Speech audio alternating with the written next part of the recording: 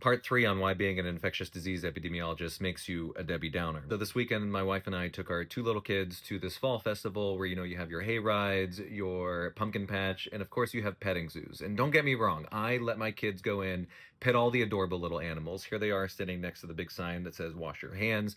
And I love animals too. Those pygmy goats with the cute little rectangle eyes, adorable. But let's be honest, they are bacteria shedders. And I was immediately reminded of this 2015 review by the CDC that looked at risk factors and reasons why we see so many outbreaks associated with petting zoos. And they found over a little bit over a decade, they had 200 outbreaks that were reported to them that had something to do with petting zoos. And they were trying to figure out what were the reasons why these animals shed bacteria that can cause infections in humans. And typically, these animals have to be stressed, baby animals, and in summer months where they have a lot more fecal shedding. And where do we see that? Of course, petting zoos. So separately, they also looked at hygiene patterns of people that were visiting petting zoos, and they watched people go in and out of the petting zoo.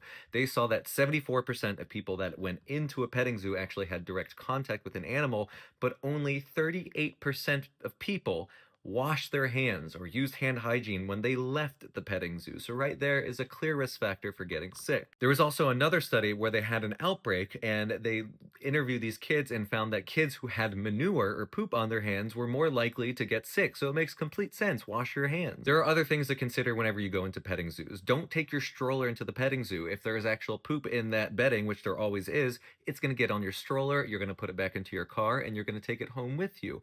Also, as you walk through a petting zoo, you're walking through the animal's bedding where they poop and will be manure in those areas. So be mindful whenever you leave that you might actually have some of that on your shoes and you're taking that home with you as well. So it could also be in air currents. So in indoor petting zoos where there could be bedding and other materials up in the rafters where animals are housed, that could get disturbed and become aerosolized and fall down, and you could actually breathe that in too. So what can you do?